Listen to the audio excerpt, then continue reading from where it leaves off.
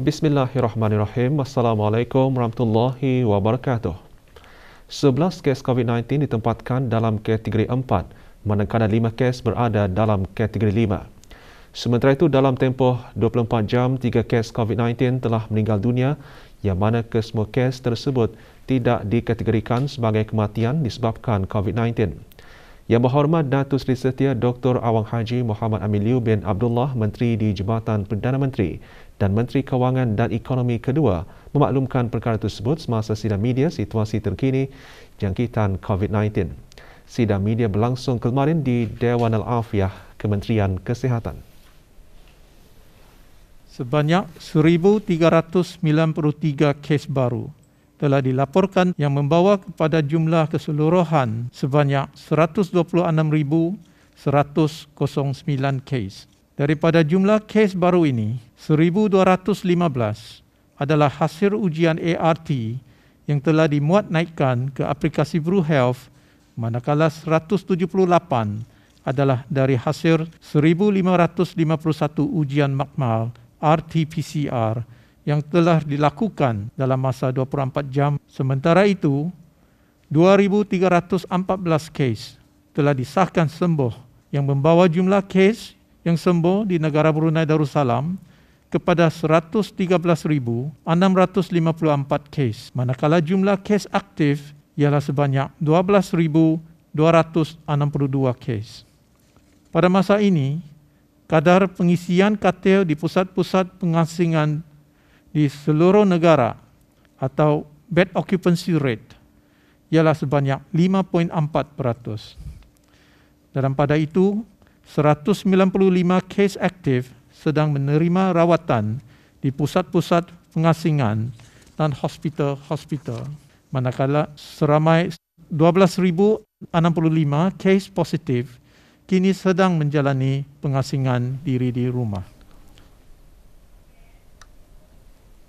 Menteri di Jabatan Perdana Menteri dan Menteri Kewangan dan Ekonomi kedua juga memaklumkan mengenai pencapaian program vaksinasi kebangsaan sehingga 20 Mac 2022.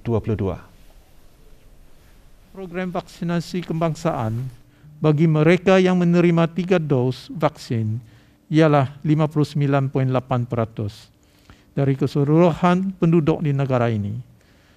Manakala kadar 1 dos dan 2 dos adalah masing-masing melebihi 94%.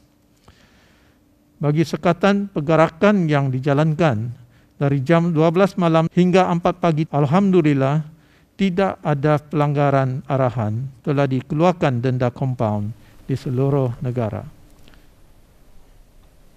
Radio Televisyen Brunei RTB melakar satu lagi detik bersejarah dengan berlangsungnya Majlis Pemindahan RTB Cawangan Daerah Temburong ke bangunan kekal baharu di Pekan Bangar. Allahu Akbar. Allahu Akbar. Allahu Akbar. Allahu Akbar.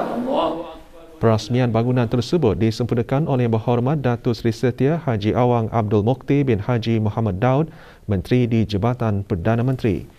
RTB Cawangan Daerah Temburong mula beroperasi di bangunan pihak berkuasa maritim dan pelabuhan negara Brunei Darussalam Pekan Bangar pada 1 Mac 2022. Juga hadir Yang Berhormat Datuk Seri Setia Jurutera Awang Haji Suhaimi bin Haji Ghaffar, Menteri Pembangunan.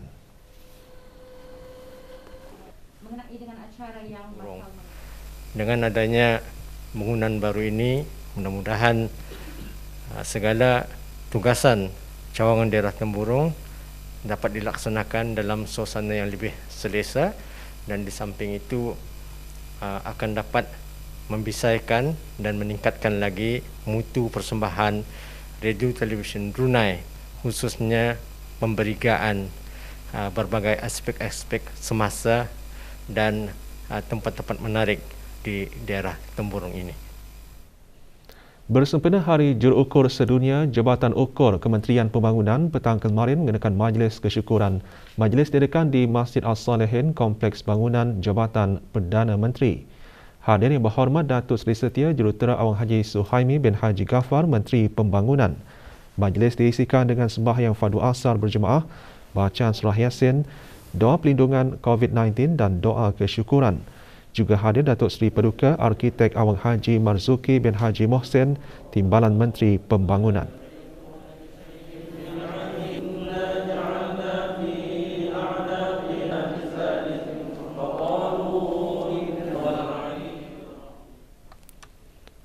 Pemerkasan Sistem Pendidikan Teknikal dan Latihan Vokasional TVET adalah langkah yang dilihat amat wajar dalam membentuk modal insan ke arah pembentukan teknologi baru dengan nilai-nilai murni agar para graduan mampu menengani cabaran revolusi industri 4.0. Menteri Pendidikan menyatakan perkara tersebut semasa Majlis Convocation IBTE ke-29 kemarin. Yang Berhormat Datuk Seri Setia Awang Haji Hamzah bin Haji Sulaiman juga menyeru IBTE untuk menambah baik serta memberi nilai tambah dalam setiap program pengajian yang ditawarkan kepada pelajar bagi memenuhi kehendak pasaran.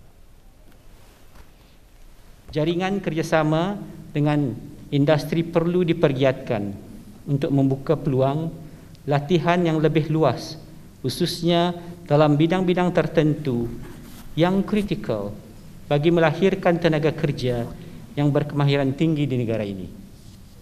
Untuk memenuhi permintaan tenaga mahir yang semakin meningkat selaras dengan pasaran pekerjaan tempatan, perancangan strategik adalah perlu diteruskan oleh pihak IBTE dengan meningkatkan penawaran tempat pembelajaran menerusi kerjasama dengan pihak industri. 1,893 orang graduan menerima diploma dan sijil mereka pada Majlis Convocation IBTE kali ini. Majlis diselajurkan dengan penyampaian anugerah guru pelatih terbaik, anugerah pencapaian terbaik, anugerah pelajar terbaik dan anugerah khas pelajar. Juga hadir Datin Seri Paduka Dr. Hajah Romaizah binti Haji Muhammad Saleh, Timbalan Menteri Pendidikan, Datuk Seri Paduka Awang Haji Masa Tejo bin Sokiau, Timbalan Menteri Tenaga, dan Yang Berhormat Awang Haji Abdul Hamid alias Sabli bin Haji Arsyad, Ahli Majlis Mesyuarat Negara. Sementara itu, di sebelah petang, 250 orang lagi graduan menerima sijil dalam pelbagai program latihan pada Majlis Convocation IBTE. Penyampaian sijil disempurnakan oleh Yang Berhormat Awang Haji Abdul Hamid alias Sabli bin Haji Arsyad, Ahli Majlis Mesyuarat Negara. Majlis Convocation IBTE akan diteruskan lagi sehingga 23 Mac ini. Sehubungan dengan itu, untuk memudahkan ibu bapa dan penjaga graduan, IBTE menyediakan platform untuk menyiarkan majlis tersebut secara dalam talian melalui laman sesawang IBTE di www.ibte.edu.bn.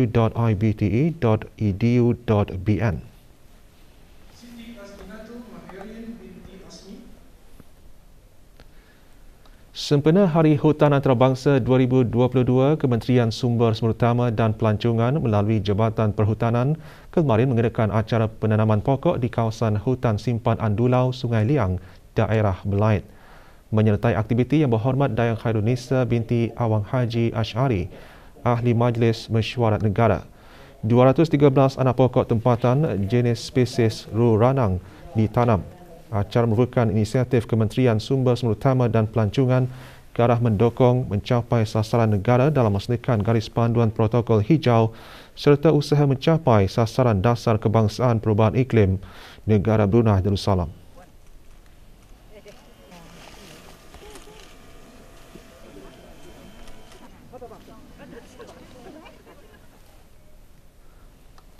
Dalam keadaan dunia masih menghadapi wabak COVID-19, manfaat revolusi industri 4.0 membuka peluang kepada masyarakat untuk memperoleh maklumat dengan pantas termasuk bahan bacaan secara digital. Pemangku Setiausaha Tetap Pengurusan Strategi dan Dasar Kementerian Kebudayaan Belia dan Sukan mengongsikan perkara tersebut semasa majlis penyerahan sumbangan buku daripada Suruhanjaya Tinggi Malaysia sempena Hari Puisi Sedunia. Dr. Dayang Siti Nurhalbi binti Haji Wasafelah berkata Dewan Bahasa dan Pustaka DBP melalui bahagian perpustakaan giat meningkatkan fungsi perpustakaan DBP sebagai pusat komuniti. Terdahulu Tuan Yang Terutama Datuk Raja Reza bin Raja Zaib Shah, Pesuruhjaya Tinggi Malaysia ke negara ini dalam ucapannya berkata, sumbangan buku tersebut simbol dalam memartabat dan memperkasa bahasa Melayu. 133 naskah bahan bacaan diserahkan kepada perpustakaan DBP.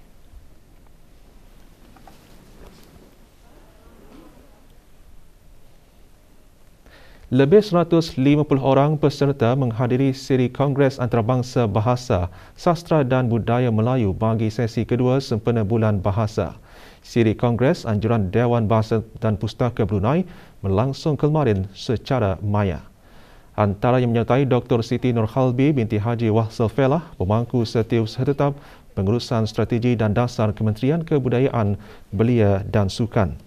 Antara kertas kerja yang dibentangkan pada sesi ini ialah Kamus Dewan Perdana mengharkatkan Perkamusan Melayu ke Persada Leksikografi Dunia yang dibentangkan oleh Dr. Rusmadi bin Baharudin dari Dewan Bahasa dan Pustaka Malaysia.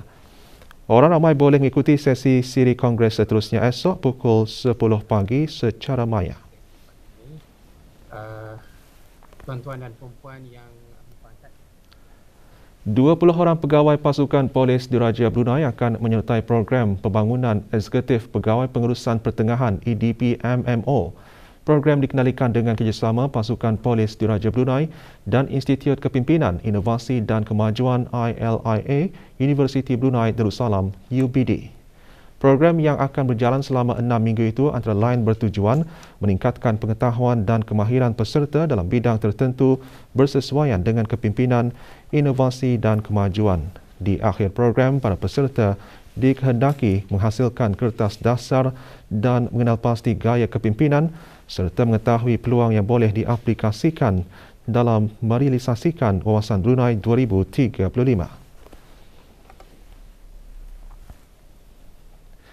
Kerja-kerja pemasangan sirkuit breaker di Loji Rawatan Air Bukit Barun akan dijalankan hari ini 22 Mac 2022. Sehubungan itu, beberapa kawasan akan mengalami gangguan bekalan air dan tekanan air rendah selama beberapa jam terutama bagi kawasan tinggi. Jabatan Kejaraya Kementerian Pembangunan dalam siaran akhbarnya maklumkan kawasan-kawasan yang terlibat termasuk Kampung Batong, Kampung Masin, Rancangan Perumahan Negara Kampung Lugu, Jalan Pasir Berakas, Rancangan Perumahan Negara Lambak Kanan, Mukim Lumapas, sebahagian Mukim Pengkalan Batu, Kampung Subuk, Kampung Belimbing serta sekitarnya. Kerja-kerja pemasangan akan dijalankan bermula pukul 2 petang. Sehubungan itu, bagi bekalan air bersih melalui tanker, hubungi talian Darussalam 123.